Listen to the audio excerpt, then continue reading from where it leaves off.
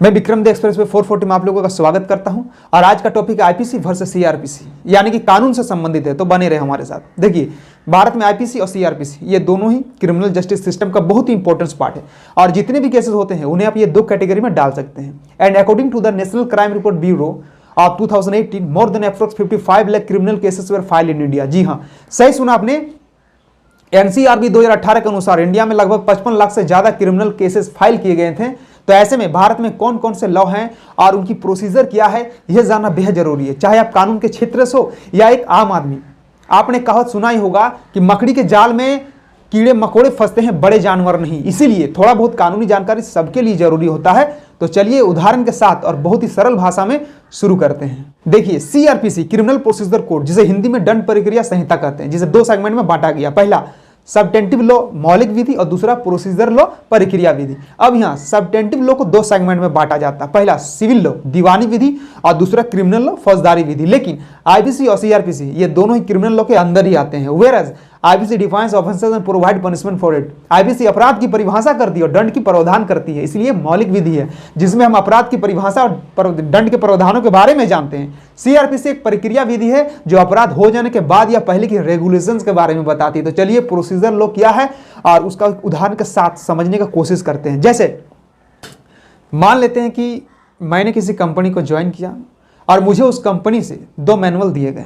पहला मैनुअल यह बताता है कि हम उस कंपनी में कब कंसीडर करे जाएंगे और मुझे उस कंपनी की ओर से कितनी छुट्टियां मिलेंगी, सप्ताह में कितना दिन काम करना अनिवार्य होगा, अगर हम कंपनी में किसी दूसरे वर्कर के साथ बदसलूकी करते हुए पकड़े जाते हैं तो क्या पनिशमेंट दिया जाएगा। ये सारी चीजें दिए गए हैं पहले मैनुअल पे। अब आते हैं दूसरे मैनुअल पे। तो हम पहले मैनुअल पे दिए गए रूल्स को फुलफिल नहीं करते हैं तो मुझे कंपनी में रखा जाएगा या नहीं, और उसका प्रोसीजर क्या होगा।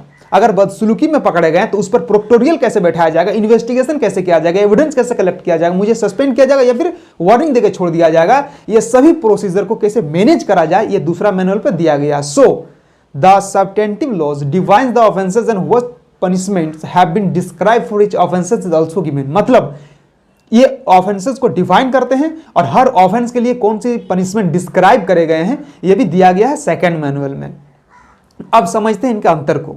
आईपीसी सबटेंटिव लॉज, क्योंकि उसमें आपको हर ऑफेंस के डिफिनेशन के साथ उसका इंपॉर्टेंस मटेरियल भी मिलता है और हर ऑफेंस के लिए पनिशमेंट भी मिलता है। तो जब भी कोई घटना घटता है तो पुलिसिया कार्रवाई में पुलिस आईपीसी का यूज करती है चार्जशीट बनाने के लिए, ताकि घटना को डिफाइन करा जा सके। लेकिन उसके बाद का पूरा प्रोसेस सीआरपीसी के अंदर होता है, जैसे अरेस्ट कब करना है, उसका एविडेंस कैसे इकट्ठा करा जाए, उस केस में किस प्रकार का इन्वेस्टिगेशन बैठाया जाएगा, पूरा ब्लूप्रिंट कैसे तैयार किया जाए, ये सारी चीजें आते हैं सीआरपीसी में। अब थोड़ा और डीप एनालिसिस में आते हैं।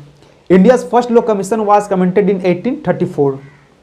तो 1834 में इंडिया की फर्स्ट लॉ कमीशन को 1834 में कमेंट किया गया था, जिसके चेयरमैन थे लॉर्ड थॉमस बेबिंगटन मैकाले और उनके 4 साथी। तो इस कमीशन ने 3 मुख्य कार्य निर्धारित करे थे। क्या क्या? पहला था कि इंडिया में जितने भी अलग अलग पैनल लॉज हैं उन्हें कोडिफाई करना, और आईपीसी एक यूनिफॉर्म लॉ है जिसमें जो भी व्यक्ति भारत में रह रहा है उन सब पर आईपीसी एप्लीकेबल होगा। और जानकारी के मुताबिक उस समय तो हर टेरिटरी के लॉज और ऑफेंसेस अलग अलग थे, तो ऐसे में बहुत कंफ्यूजन होता था कि इसीलिए इस कमीशन को अलग अलग कोडिफाई के लिए अपॉइंटमेंट करा गया। दूसरा था कि जो ना तो हिंदू थे और ना ही मुस्लिम थे तो उस पर लगने वाला कानून क्या होगा ये डिफाइन करना, क्योंकि उस समय हिंदू का अपना लॉ था और मुस्लिम का अपना लॉ था। तीसरा, सिविल और क्रिमिनल प्रोसीजर लॉ को कोडिफाई करना। 1837 में इस कमीशन ने एक ड्राफ्ट पैनल कोड तैयार किया जिसे 1860 में इंप्लीमेंट करा गया। IPC is mainly the work of Lord Macaulay and account of it. तो इंडिया का जो पैनल कोड है उसे पूरा लॉर्ड मैकाले ने ही ड्राफ्ट किया है, इसीलिए हम लोग इसे मैकाले कोड के नाम से भी जानते हैं। जहाँ सीआरपीसी इंडिया की क्रिमिनल लॉ है जो ये प्रोसीजर बताता है कि इंप्लीमेंटेशन कैसे होगा, किसी घटना या क्राइम पे इन्वेस्टिगेशन कैसे कराया जाएगा, कौन सा सजा देना, कब देना, केस में कौन कौन से प्रमाण चाहिए होंगे, एविडेंस कहां से कलेक्ट करना है, and also determination of quality and innocence determination of punishment of the quality. जैसे कि आप लोगों ने पता ही होगा कि पहले के समय में ईस्ट इंडिया कंपनी का अपना कोर्ट नहीं था। Then different civil and criminal justice system, but after the revolt of 857 the crown took over the administration of India.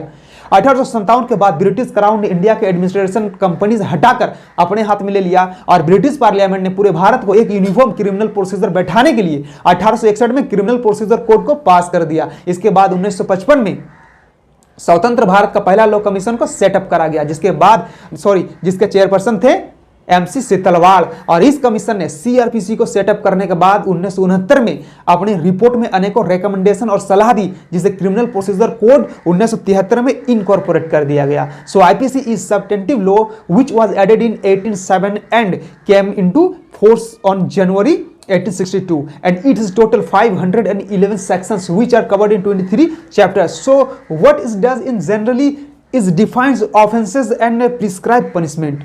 जबकि CRPC प्रोसीजरल लॉ है और यह 1973 में इलेक्टेड किया गया था एंड फोर्स में आया था 1974 में, जिसमें कुल 484 सेक्शन है जो कि 37 चैप्टर में कवर किए गए हैं और बोनस में 2 शेड्यूल्स और 56 फॉर्म भी दिया गया है जो CRPC और IPC को इंप्लीमेंट करने में उनकी हेल्प करता है और इनके प्रोसीजर और प्रक्रिया को बताता है कि इन्वेस्टिगेशन और एविडेंस कलेक्शन कैसे होगा। तो हम आशा करते हैं कि आप IPC और CRPC के बीच के अंतर को समझ गए होंगे और अपनी इच्छा के अनुसार आप हमारे चैनल को सब्सक्राइब करके हमारे साथ जुड़ सकते हैं, जिसमें आप कानून के सभी खंडों को जान और समझ पाएंगे। और यदि आप एक एडवोकेट है तो आपके लिए ये चैनल अमृत के समान होगा, क्योंकि पढ़ोगे नहीं तो लड़ोगे कैसे।